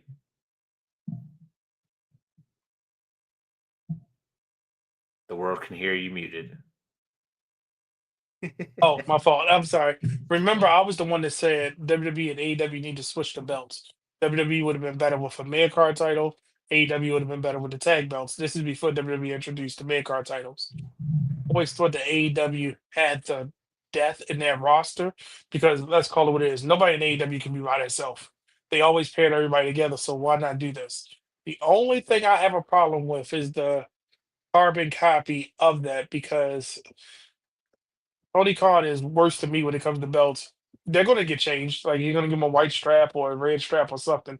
Because every time we introduce a belt, not too short after, we get another belt. So that's why I'm excited for this. I'm excited because maybe now we'll get more women's matches. Just hope that the focus will be on there and it doesn't take away from the TBS well, never mind. The TBS championship is just a trinket at this point. So I'm excited for it. I'm really excited for this belt. Well, these I'm excited. set of championships. I'm excited for it as well. I think it's going to bring a lot of great things to women's wrestling for AEW as well. Also, really good storylines. And like I said, Collision Collision needs some work and needs some help, and this is definitely something that could do that for them. Zombie King, how are you feeling about the women's tag team gold? And do you think this is a good decision for AEW to bring this out right now? Good decision to bring it out. Like I said, hopefully we get more women matches, more spotlight on women. Just my only beef with this is that all the teams you name are just people put together. They're not like actual tags. They're not like they're just together for segments and stuff like that. Like they get thrown together. I think at least before you announce these, like at least make or 2 or 3 like, all right, these are like tag, like they like have them have a like make them known. You know what I mean? Like have a legit tag. But right now it's just people thrown together. To me, that's not a tag. Okay, got to build up the roster in the division. So maybe I think the only one really is Sky Blue and Giulia Hart. Yeah, that's the only one that's really been like a tag. I can see that. The Dean of Hate You, how you feeling about the women's tag team goal? I mean, I like it for AEW a lot. I feel like they have I generally feel like AEW has the best roster in all of wrestling, especially the women's division. I just feel like they're not presented well because they don't have enough gold for the women, ironically, or much opportunities for them outside of non-title matches and silly feuds. So I think this would be good for them. You know what I mean? I think Giulia and Sky Blue will be I think they should be the first inaugural women's tag team champions. And then you can kind of pivot your way through creating actual women's tag teams that way. If that makes sense. Start with them and see what you got. See, the sad part about that is Chance, right? It should be Sky Blue and Giulia Hart. But it's gonna be Tony Storm and someone. Thunderstorm. That's not a bad idea because whenever they change from Tony, whenever they change from Miss Storm, the AEW women's division tends to dip a lot, falls off a cliff, and then they do what they always do to right the ship. I mean, Miss Storm, we need you to come up with something wacky. I'm hoping. I like Chris Catliner. I think she's a good wrestler and all. I just feel like every time she holds the titles, she don't know how to hold the title. No, whoa. Listen. Chris I'm hoping it's a good run for her. Listen, Chris Stanlander was arguably the best women's wrestler on AEW's roster last year. Yeah, like 100%. I don't disagree. JD Hayter was injured. Listen, that's fine. She wasn't there. Mercedes took way too long to heat. Mercedes heated up in the second half of the year. Mm-hmm. Chris Stanlander was solid bell to bell from January to December, and she killed it. That's because he didn't put Willow on TV. She was feuding with Willow. I think Willow is pound for pound better than Chris Statlander. Chris Statlander was presented better. I believe both aspects. I believe Statlander was presented better, and I believe she was bell to bell better. And I will say that she is a different wrestler than who she was when she won the TBS championship off of Jade Cargill. No, yeah, 100%. I don't disagree with you. She's But you gotta different see wrestler. her when she was the TBS champion. It wasn't like I remember. TBS We was champion. It was I like a remember. little lackluster, and No, I I just remember. don't hope that we doesn't started happen recording. for her. Yeah, I just don't hope that doesn't happen again for her as a world champion. She deserves to be a world champion. I don't think so. I feel like she has a better catalog of matches, and she has actually done some real character work. And I feel like she'll be great for the women's division in AEW. I don't think there's a better women's wrestler in the world right now aside from Chris Statlander, and I genuinely mean that. Like the work she has done has been phenomenal. She put over Megan Bayne when Megan Bayne first came over, and she's just been doing incredible work. True. And I honestly can't state that enough. If there was anybody who should be given the keys to the kingdom and see how they do with it, it is Chris Statlander. Anybody else is You know what I mean? I mean, yeah. Maybe Willow. I'm not gonna. Yeah, Willow. Maybe Willow. I gotta put Willow in that camp. I think Willow. I love Willow. I think Willow's great. Willow keeps going to other companies and proving herself, but every time she won't. Tony, I don't know why he won't just pull the trigger on her. How many times has Willow had to go out and do other things and be, the greatest woman there, the best woman there, and it was like he don't present. I don't know what it is about her. Good things come to those who wait. Yeah. How long she had to wait? Remember, she had to play the ROH thing. ain't she original though? She's the original. She's been there since day one. But remember, the whole thing with ROH, they went with Roxanne instead of her, and look what happened. Roxanne left. Every time it's always like, okay, if it wasn't for Mercedes getting injured, she wouldn't have won. No, listen, she's a stud. She knows. Listen, her time is due. TK rewards loyalty and patience. And Willow's definitely next up. She definitely is next up. Let's take a quick break. We'll be right back. What's up, my fellow bad guys? Just when you thought we were down bad, Brandy's here to pick us right back up. Thanks to our partnership with SeatGeek, we got good seats and great prices. New users can score a fantastic $20 off their final ticket purchase by using the exclusive promo code 4SIDESOTR at checkout for any event. That's 4SIDESOTR. Tell them the bad guy sent you.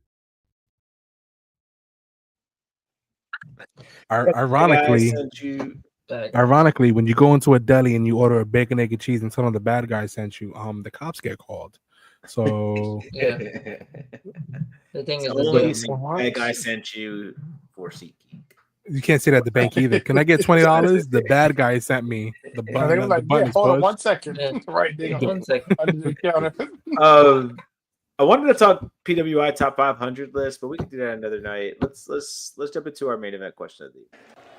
It looks like all the talking has been done. It's time for the main event.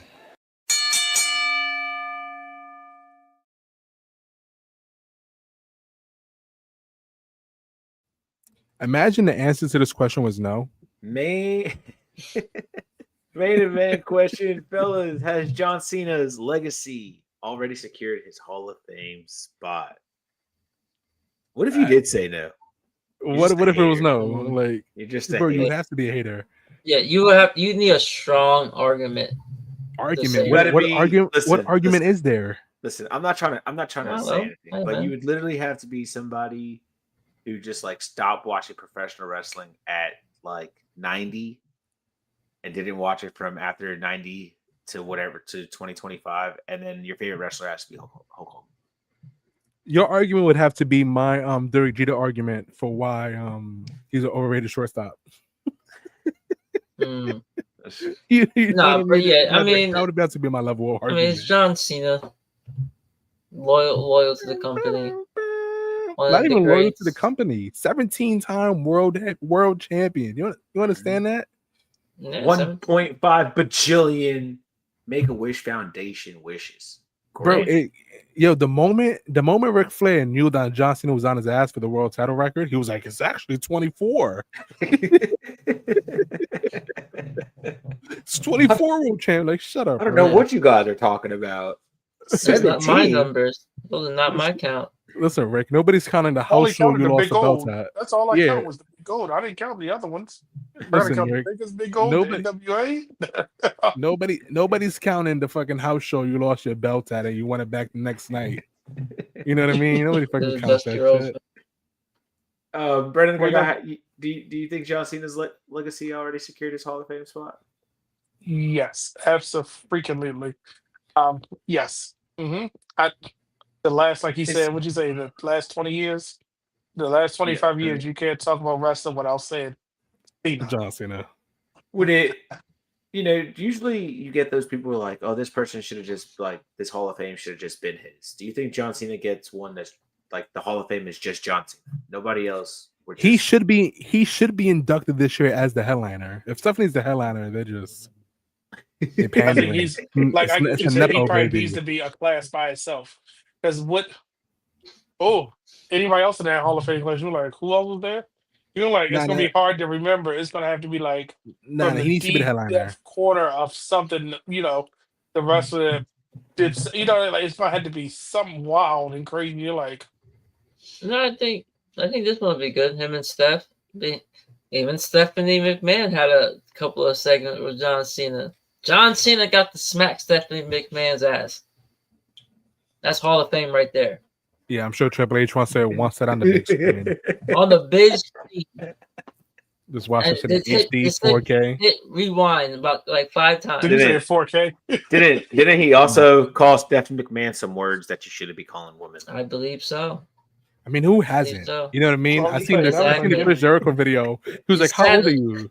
Honestly, 25. Stephanie Like, I'm not been talking called about like the every men you name slept in the with. book. If you go listen to our earlier episodes, listen to our first intro song, you hear some of the slander her own father would say to her. Oh my god! So it's a good thing we changed that song. I mean, we had some allegations started flying. Oh man, you know what? John Cena definitely is a walking Hall of Famer, first ballot. Yeah. No matter what you say about him, like we all said, if you don't think John Cena is a Hall of Famer, you're just hating. You're just super hating. Sign up for hate University. Chance gonna. China won't accept that one. China won't accept that one. I would. Listen, I'm open to all forms of hate. Damn. I don't discriminate. He'd be like, "Why'd they kick you out?" He'd be like, "Oh, because I said John Cena's not a Hall of Famer." Yeah, listen, I accept all forms of hate. If your prerogative is thinking that John Cena isn't the first ballot Hall of Famer, then God bless your soul. And you have a special place in this university. You're in a classroom all by yourself. He must have said no to like a signature or like he must have did something to you personally. You walk into your door, you see John Cena just taking your girl for the best night of her life. You're just upset, crying in the corner. I tell you what though, John Cena is one of the most respectful guys that says no to people. It's Heath Slater probably hates John Cena that much. Oh, what if John Cena's last match is the Nexus? Oh no! All of them. All of them. Like walk alone in the unknown. Oh man! With all that being said, Brendan the Guy, man, we appreciate you hopping on with us, talking some wrestling. I don't know why y'all asked me to come on this show. Y'all know I'm long-winded, and I tried to shut up. Y'all got me going. That's your fault. This is all your fault. Look. Now I know. Hey, we talking about Michelle McCool with this guy. Get ready for a conversation. Let me tell you. Hey, Brendan. With all that being said, let our people know where they can follow you. Oh yeah, you can follow myself at, of course, Custom Guy 913 on Instagram and Twitter or X or whatever you want to call it. You can follow Championship Culture _ on Instagram, or just follow the main Wrestling Realm page. Just look for Wrestling Realm, and of course, Wrestling Realm is spelled with a W. You can tune in every Wednesday to the flagship show at 10:30 p.m. And coming soon, the latter half of season 4 of Championship Culture will be returning in November. So stay tuned. Hopefully, some of the sides of the ring that we haven't seen might show up. I ain't gonna say no names. I'm just gonna say something, because we're missing one of the sides of the ring. But I don't want to say nothing.